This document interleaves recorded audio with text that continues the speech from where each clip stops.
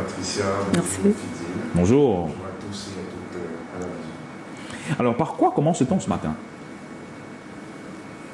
Eh bien, ce matin, on débute cette revue de la presse avec le journal Cameroun Tribune qui est en kiosque ce matin. Le journal Cameroun Tribune qui, à sa une, s'intéresse bien évidemment à une activité économique qui s'organise au Cameroun depuis quelques jours.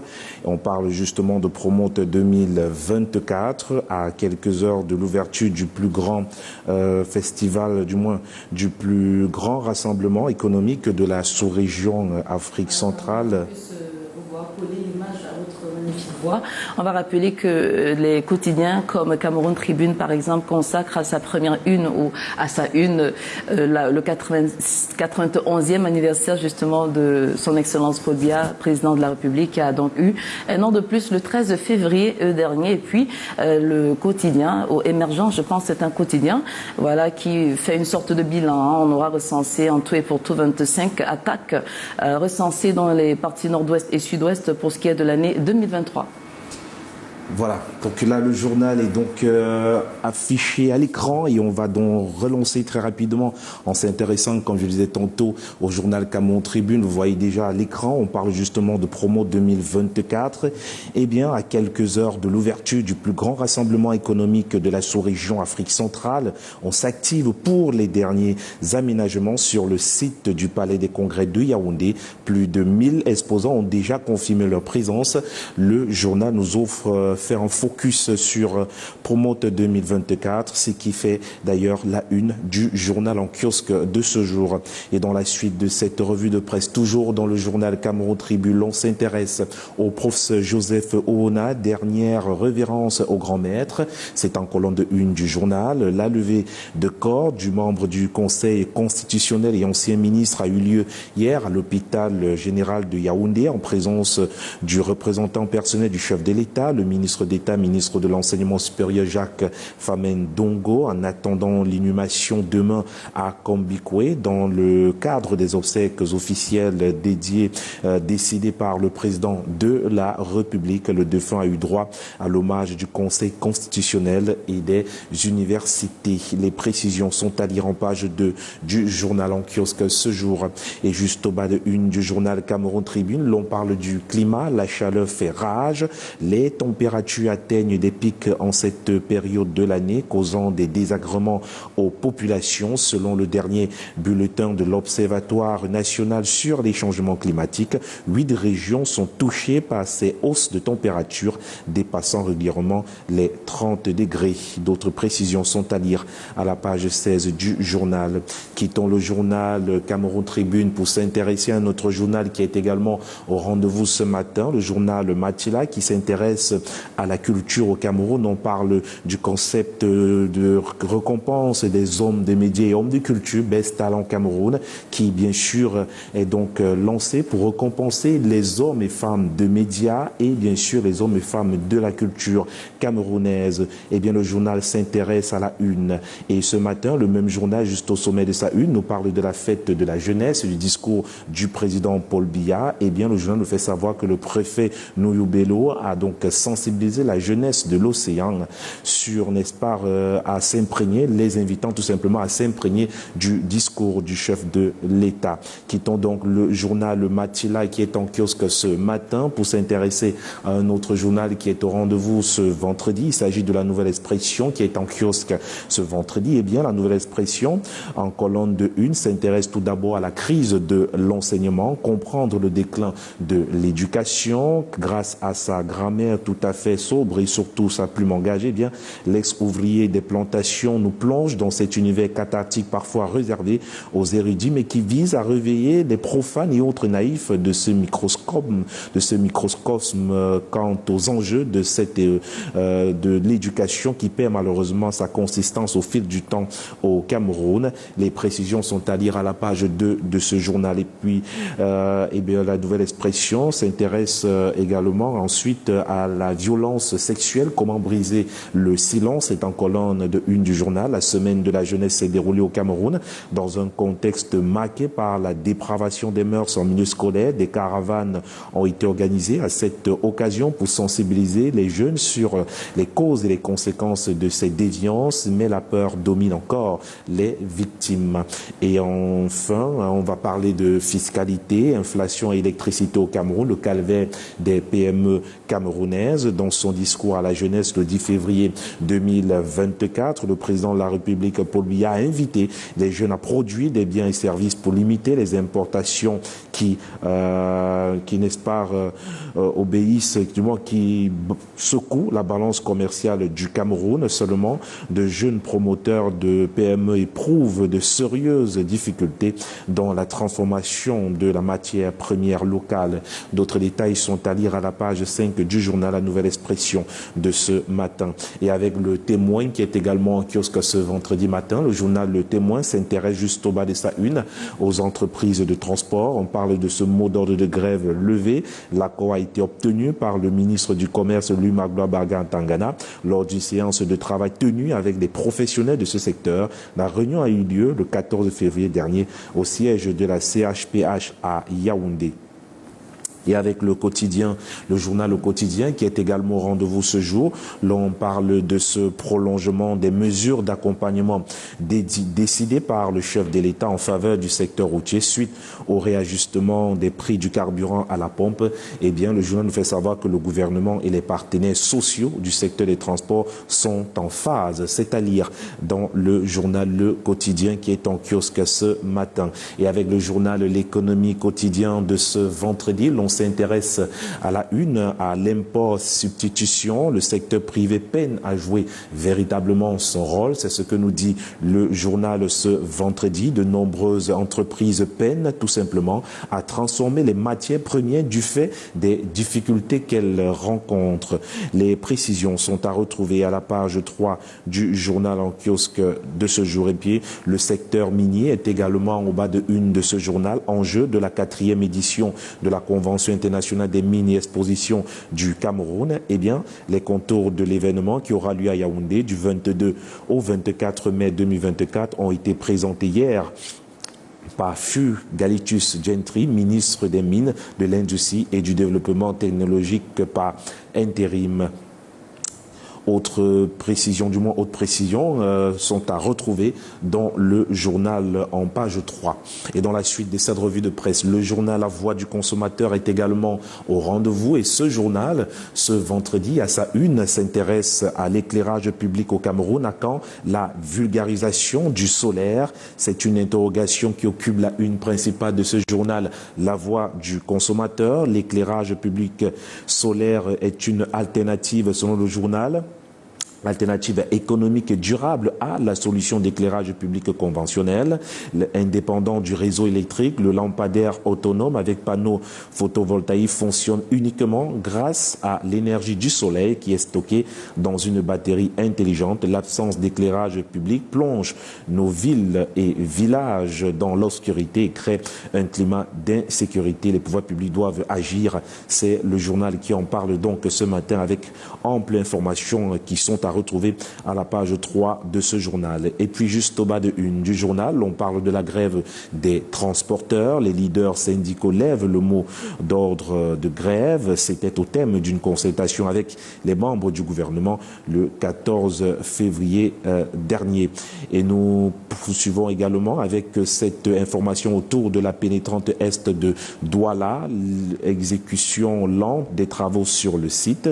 Eh bien, les riverains se plaignent d'une mobilité rendue difficile. Quittons le journal La Voix du consommateur ce vendredi pour s'intéresser au quotidien Éco-Santé. Le journal nous parle ce matin de la liste des établissements de distribution en gros des produits pharmaceutiques fonctionnels au Cameroun. Cette liste est à retrouver, du moins ces listes-là sont à retrouver à la page 8 à 11 du journal de ce jour. Et puis le même journal s'intéresse également à aux distributeurs distributeurs des dispositifs médicaux au Cameroun en conclave ce 21 février. Plus de 60 structures agréées de distribution des dispositifs médicaux au Cameroun tiennent leur assemblée générale ordinaire ce 21 février 2024 du côté de Yaoundé. Eh bien, le communiqué du président exécutif est à retrouver dans le journal. Eh bien, c'est d'ailleurs à la une du journal ce matin. Et ce matin, nous parlons d'autre chose, cette fois-ci avec le quotidien Mutation, le journal qui, à sa une ce jour, s'intéresse à la mine. On parle justement de la ville de Yaoundé, qui organise en mai prochain la Convention internationale sur la mine, dans un contexte où le pays vient d'accéder au statut de producteur minier, porteur d'importantes retombées pour le trésor public. Les précisions sont à retrouver à la page 7 du journal. On parle là du mine d'espoir à la une du journal Mutation qui est en kiosque ce jour.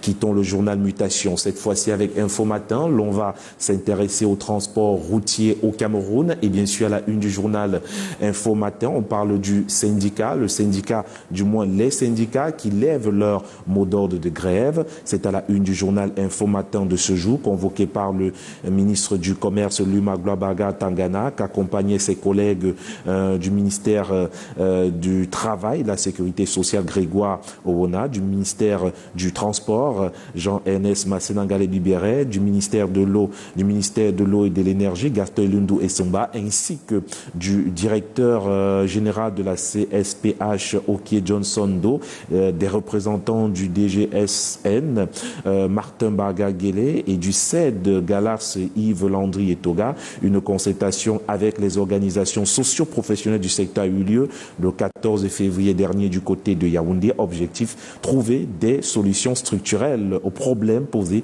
par leurs représentants suite au récent réajustement des prix des carburants. Les précisions sont à lire à la page 2 du journal de ce matin. Et ce matin, la météo est également au rendez-vous et le journal La Météo s'intéresse bien sûr à ces détournements et tripatouillages au ministère de la fonction publique et de la réforme administrative. Et à la une du journal, on peut lire Joseph les dément les accusations de Cabral Libi dans une mise au point rendue publique le 13 février dernier. Le ministre de la fonction publique et de la réforme administrative réagit à la sortie médiatique indélicate du député PCN à l'occasion de la célébration de la 58e édition de la fête de la jeunesse.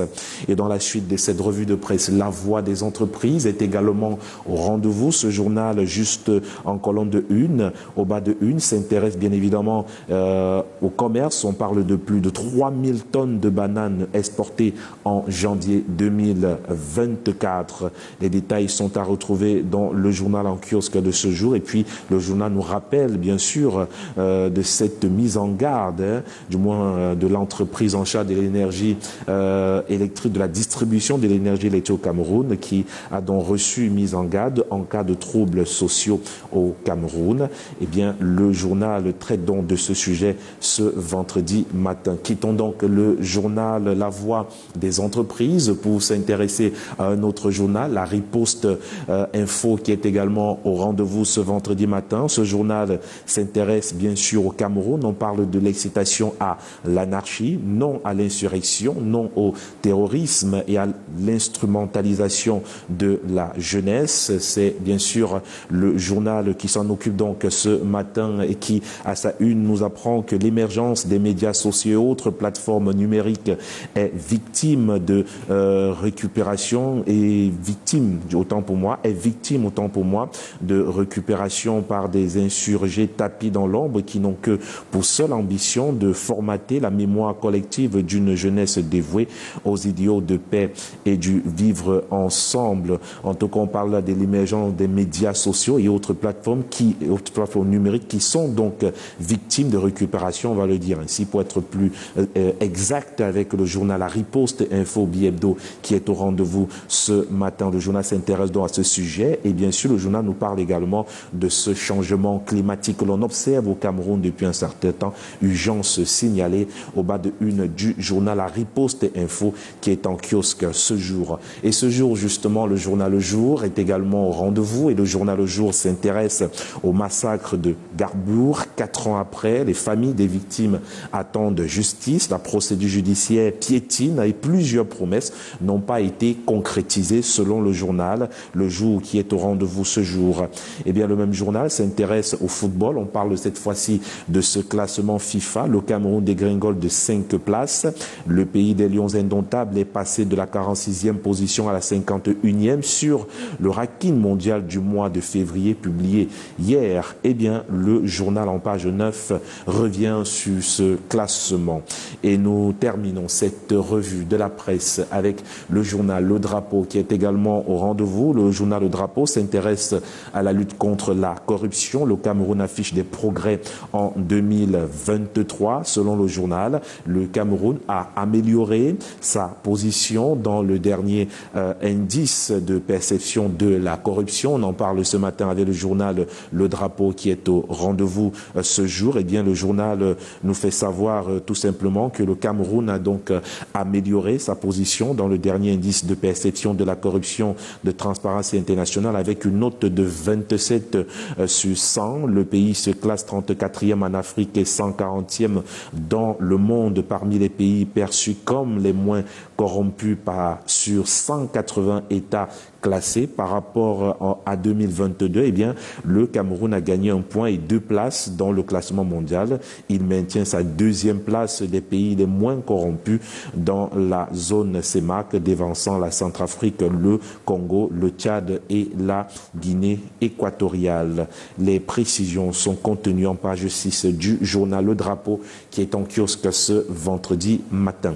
Et c'est avec ce journal que nous mettons un terme ce jour à cette revue de la presse sur Canal 2 International. Magnifique. Alors qu'on est rendu à vendredi 16 février 2024. C'est un mois conjoint où on fait une double célébration. D'abord la fête de la jeunesse, ensuite la fête des amoureux. Et on va mettre encore un accent sur la jeunesse parce que, figurez-vous, et le premier Camerounais le dit, il a raison, parce que la jeunesse est évidemment le fer de lance de la nation. Alors, on dit trivialement que l'enfant est plus enclin à copier ce qu'il voit, plus que ce qu'on dit. Est-ce qu'en termes de figure, d'exemplarité, des modèles, vraiment pour la jeunesse, il y en a sur la place publique? Si oui, lesquels? Eh bien, personnellement, mes parents ont été des modèles pour moi. D'accord. Ça, il faut le reconnaître. Et je m'organise, moi, en tant que parent, à être un modèle pour mes enfants. Et cela se travaille par votre manière de vous comporter envers les autres et la manière dont vous traitez les enfants des autres, la manière dont vous traitez les autres. C'est parce que les enfants copient par l'exemple. Ils voient ce que font les grandes personnes et ils appliquent ce qu'ils voient. Vous allez voir, par exemple, pourquoi rapidement les autres constatent, par exemple, chez moi, que mes enfants aiment la littérature. Ils voient à la maison, ils trouvent à la maison une bibliothèque. Ils se rendent compte que les livres sont importants pour le père. Ils se rendent compte que leur père lit constamment, il se balade avec les dons. Du coup, quand ils voient ça, ils prennent l'habitude de s'intéresser aux livres. Donc en fait, c'est-à-dire pour enseigner un enfant, pour mieux éduquer un enfant, il faut poser l'acte qu'il faut et qu'il puisse observer, copier cet acte-là. Ce n'est pas toujours en grondant, en frottant que non. Les enfants sont plus portés vers la copie. Et lorsque vous posez des actes nobles, lorsque vous êtes un véritable modèle, eh bien c'est plus facile pour les enfants de copier l'exemple. Mais ce qui est intéressant, comme je vous le dis tantôt, lorsque vous abordez un sujet, il faudrait qu'on pousse la réflexion un peu plus de manière philosophique et que l'on puisse renseigner au mieux nos téléspectateurs. Moi, je me pose la question sur les parents de demain que nous sommes aujourd'hui. Lorsque nous regardons cette jeunesse qui s'est laissée phagocyter par les réseaux sociaux, on a envie de se demander quel type de parents nous serons demain pour les enfants qui arrivent. Vous allez voir aujourd'hui, je prends une génération de jeunes filles que nous avons aujourd'hui sur les réseaux sociaux qui, à longueur de journée, sur une application, bien sûr un réseau social qu'on appelle TikTok, vont danser presque nus, vont être dénudés sur les réseaux sociaux, vont au fil de la journée secouer le derrière, secouer le devant. Bref, elles essayent de séduire les hommes à travers les réseaux sociaux en laissant le corps à découvert. Eh bien, je me pose la question, dans 10 ans, 15 ans, lorsque vos enfants vont tomber sur ce genre de vidéos, comment allez-vous répondre à la question, mais maman, qu'est-ce que tu faisais ? C'était quoi le but? L'intérêt, c'était quoi? Comment on répond à ce type de questions? Donc moi, je m'adresse ce matin aux parents de demain. Lorsqu'on envisage d'être parent de demain, il faudrait qu'on sache que on aura des comptes à rendre aux enfants qui arrivent. Et justement, les parents ont des comptes à rendre parce que l'enfant aura envie de comprendre comment fonctionnait le monde d'avant. C'est pour ça qu'aujourd'hui, nos grands-pères restent, je vais dire, nos grands-parents en fait, restent aujourd'hui des véritables références en termes de mariage. Voilà pourquoi les jeunes aujourd'hui, les gens aujourd'hui, quand tu as dit, à l'époque de nos parents, le mariage était comme ça. Ce n'était pas comme aujourd'hui. À l'époque de nos parents, c'était comme ça. Mais dans 20 ans, dans 30 ans, qui aura le courage de dire qu'à l'époque de nos mamans, la vie était comme ça? Et la vie de nos parents, c'est-à-dire que je me projette dans le futur, et dans ce futur, je vois une génération qui est plutôt révoltée envers les parents. Je vois une génération qui se dit, mais où étaient, n'est-ce pas, ceux qui sont chargés d'éduquer la jeunesse? Je vois une jeune génération dans le futur qui se tient la tête et nous dit, mais si aujourd'hui on a échoué, c'est parce que vous avez échoué. Il y a de cela longtemps. Mais j'aimerais inviter les enfants du futur. Ils ne sont pas encore nés, hein, vous savez.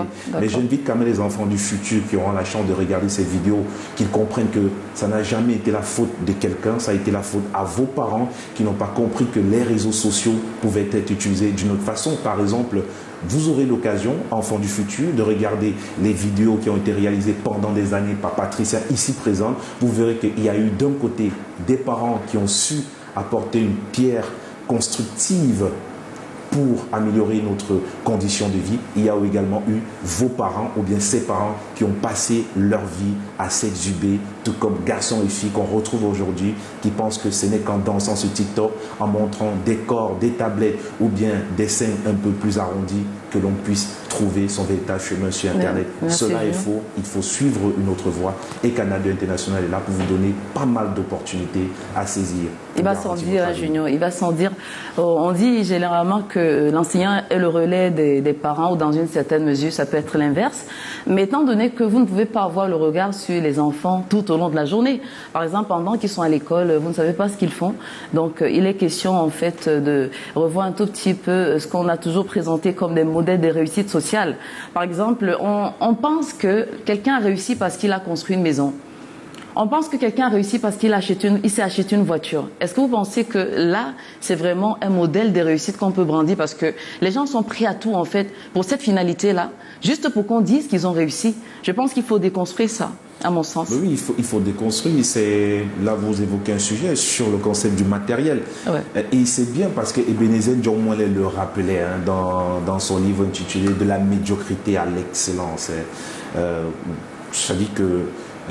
Dans l'ouvrage, lorsqu'il parle de la pauvreté, il développe deux concepts, la pauvreté mentale, du moins le concept de pauvreté mentale. Et la pauvreté mentale, c'est qu'aujourd'hui, il y a beaucoup de personnes qui sont pauvres. Ils sont tellement pauvres qu'ils n'ont que de l'argent. Et ça se dit sur les réseaux sociaux. Et John Moillet l'a évoqué dans son livre « De la médiocrité à l'excellence » en rappelant qu'aujourd'hui, nous sommes presque tous tournés vers la quête du matériel, vers la quête du bien palpable, vers ce qui n'est pas durable, et l'on néglige de grandir psychologiquement, on néglige d'apprendre et de se développer mentalement, et que seul le mental, seule notre manière de penser peut contribuer au développement de notre environnement. Et donc la richesse véritable n'est pas matérielle. C'est bien d'avoir de l'argent, c'est bien d'avoir une voiture, c'est bien d'avoir une maison, un terrain, mais il est encore mieux d'être utile sur le plan psychologique, sur le plan personnel, sur le plan mental pour votre société. Et donc, parfois, la richesse est autre chose que du bonheur que vous partagez avec autrui. Et je m'en vais renchérir votre propos, Junior Hussein. Vous savez, hier, on parlait justement de la vie active, de la vie professionnelle et de la retraite. Ça veut dire que c'est tout à fait normal qu'on puisse acheter une maison. Sinon, vous travaillez pourquoi? C'est tout à fait normal que vous puissiez vous acheter une voiture. C'est la raison pour laquelle vous travaillez, entre autres. C'est-à-dire subvenir à vos besoins personnels, ensuite aux besoins de la famille, et puis peut-être vous acheter, vous faire plaisir. Sinon, vous travaillez pour quelle raison? Mais ça ne fait pas de vous quelqu'un qui a réussi. Exactement. Je pense que pour qu'on dise de vous que vous avez réussi, il faudrait qu'on puisse voir qu'est-ce que vous apportez à votre communauté. On va citer des têtes savantes qui ont révolutionné l'histoire par leurs inventions. Par exemple, lorsqu'on parle de feux tricolores, on verra que c'est un Américain, noir américain, qui a inventé les feux tricolores. Jusqu'aujourd'hui, ça nous est utile dans la société. Je pense que en allant sur cette démarche-là, sur cette optique, sur cet idéal, si vous me permettez l'expression, ça permettra aux jeunes de pouvoir véritablement changer de mindset, comme disent les anglo-saxons. C'est important de voir la vie sous ce prisme-là. Qu'est-ce qu'on apporte à notre communauté? C'est véritablement cela. On n'a pas besoin de chercher trop loin. Je ne sais pas pourquoi Fidi ne dit rien. Ouais, parce qu'on ne va pas passer la parole. D'accord. Non, mais d'habitude, est-ce qu'on te passe souvent la parole? Non, mais vous étiez en train de parler, jeu de ping-pong entre vous, vous ne mêlez pas dans votre conversation. En fait, je ne vais pas m'introduire. On a cru que c'était sciemment, en fait, que c'était voulu. Le fait oui, que non, on va penser que tu as juste voulu rester. Non, mais c'est vous qui partagez la parole. Donc, moi, j'attends aussi que vous me donniez la parole. Mais bon, ce n'est pas grave. Si vous continuez, nous, c'est les 7h25, donc le temps nous court après. Non, mais pourtant, votre avis, il est précieux. Ce n'est pas grave. Ce n'est pas grave. Vous savez, c'était exceptionnellement par rapport à la citation. Ce n'est pas grave. Ce n'est pas un problème. Il est 7h25 et le temps nous court après. D'accord. OK. En tout cas, merci. Ce fut un sujet très riche et je pense que ça a pu éclairer la lanterne davantage, enrichir surtout notre crème juvénile parce que il faudrait que notre jeunesse soit une jeunesse responsable parce que l'avenir de notre nation dépend évidemment de la jeunesse. On va se retrouver dans un court instant en deuxième partie puisqu'on y est déjà pour parler de la revue littéraire. D'ici à là, portez-vous bien. Merci. Tout de suite.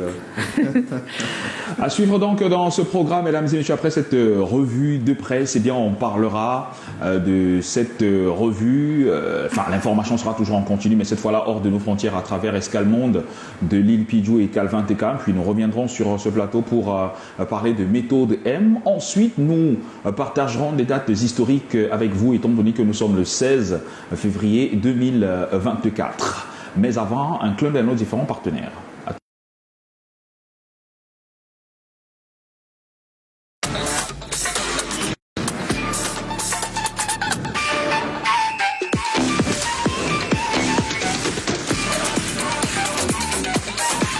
Inscrivez-vous avec un code promo et recevez un cadeau de bienvenue. OneXBet.